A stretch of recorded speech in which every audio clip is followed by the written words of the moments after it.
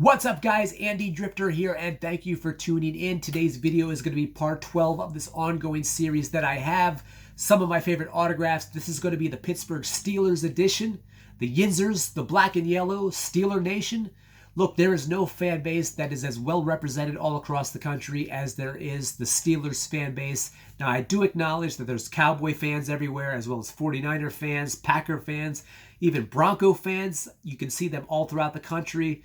But 2 years ago, I was in Anchorage, Alaska, and I saw people up there rocking the black and yellow. I've been to 47 out of the 50 states, and just from my own eye test, I can say that the Steeler Nation is represented evenly throughout the country.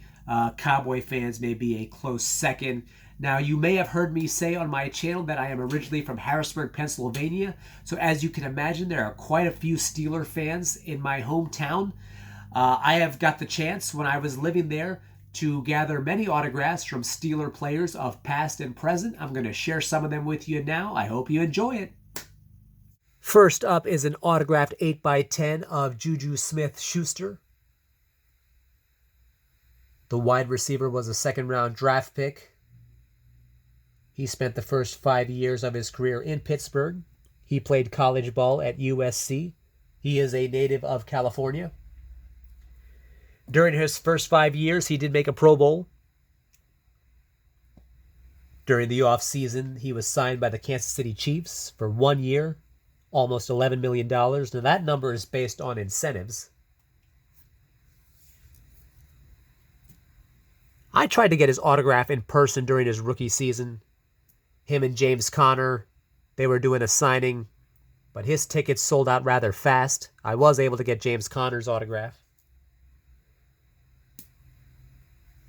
Great story that many people outside of Pittsburgh may not be familiar with. But when JuJu SmithSchuster was first signed, he did not have his driver's license. So he had a bike, and he would typically ride that to and from practice. So people in town got to see him. I think the whole riding the bike resonated with the blue-collar mentality of Pittsburgh. In October of 2017, somebody stole that bike. It was headline news in Pittsburgh, and there was a citywide search for the bike, and it eventually was recovered. A lot of his teammates were not sympathetic. They said, to hell with that bike. You're a second-round draft pick. You got some money now. Get your license and go buy a car, which he eventually did. I think the Chiefs got a good deal for him. 1 year, almost $11 million. The base salary is $3 million. They got him. They got Marquez Valdez-Scantling, formerly of the Packers. So those two are going to try to fill in the shoes for Tyreek Hill. I think they're both serviceable wide receivers. I know JuJu is going to be playing for one more long-term massive contract. And who better to play with than Patrick Mahomes to help beef up his stats? JuJu, he's very active on TikTok. I'm not on TikTok, but for what I've seen, he's got quite a big following. Got a great looking signature, as you can see. So there it is, an autographed 8x10. It is framed and authenticated by not only Palm Beach Sports, or Palm Beach Autographs, which is based out of Miami, but Beckett as well. You are now looking at one of my most recent acquisitions. This is a signed Lunar Eclipse mini helmet of wide receiver Chase Claypool. Thank you to all of you who have watched the shorts video of his recent autograph signing. Just like JuJu, he too was a second-round draft pick out of Notre Dame. The Canadian is about to enter his third season in the NFL. He caught for well over 800 yards in his first 2 seasons. I don't know if his production will take a dip or not, given the quarterback situation in Pittsburgh at the moment. You know, if it turns out to be one of those scenarios where they're switching quarterbacks, that could definitely affect his production. He was very cool and down to earth when I got to meet him. He made a rather bold proclamation not too long ago that he is a top 3 wide receiver in the league. I don't know about that. I'm not ready to put him above Devontae Adams, Cooper Kupp, Justin Jefferson, and Jamar Chase. But it's fair to say he's a top 10 wide receiver. I could go with that. But I also get that mentality that you got to think you're the best, or at least one of the best. I guess we're going to have to wait and see. But he's definitely got the talent. He's got Pro Bowl caliber talent. I actually got a chance to go to Big Ben's last regular season game against Baltimore this past season. And I was able to capture Big Ben's last regular season touchdown pass, which was caught by Chase Claypool. So go on and check that out in my shorts section if you get a chance. But there you have it. That is a signed mini helmet by Chase Claypool. And it is authenticated by Beckett. Speaking of Mitch Trubisky, you are now looking at a signed 8x10, authenticated by JSA. Trubisky was a first-round pick. Perhaps many of you will remember that Chicago moved up in the draft. They passed up on Patrick Mahomes and Deshaun Watson to get Trubisky, which was a head-scratcher. Had a rocky rookie season, but he improved. He went 11-3 in his sophomore campaign. He did make a Pro Bowl. I think he's better than what people give him credit for. If I had to guess, I would say that he will be the starting quarterback for the Steelers this upcoming season. They got him relatively cheap. I think it was 2 years, $18 million. He does have a set of wheels on him. In 5 years, he has rushed for over 1,000 yards and ran in for 9 touchdowns. Now, mind you, he played very little last year as Josh Allen's backup in Buffalo. Trubisky autographed items in Chicago, which is where I currently live, have been going for a huge discount. This typically happens when a player leaves the home team. But who knows, he may be in for a career resurgence, so I thought this was worth sharing. You are now looking at a signed crystal license plate by former wide receiver Heinz Ward. Ward spent his entire career with the Steelers. He made 4 Pro Bowls. He won 2 Super Bowls. He was the MVP of Super Bowl 40. He caught for over 12,000 yards in his career. Loved and revered in Pittsburgh.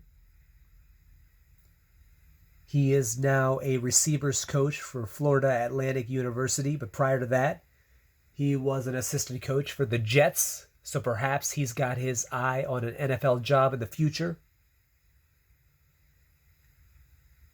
I got this autograph in 2017. I got a chance to meet him in Chantilly, Virginia. Great guy, great personality. You can see why people do love him in and out of Pittsburgh. He made a cameo in The Dark Knight Rises. That was the 3rd installment of Christopher Nolan's Batman movies. He played a wide receiver for the fictitious team, the Gotham Rogues.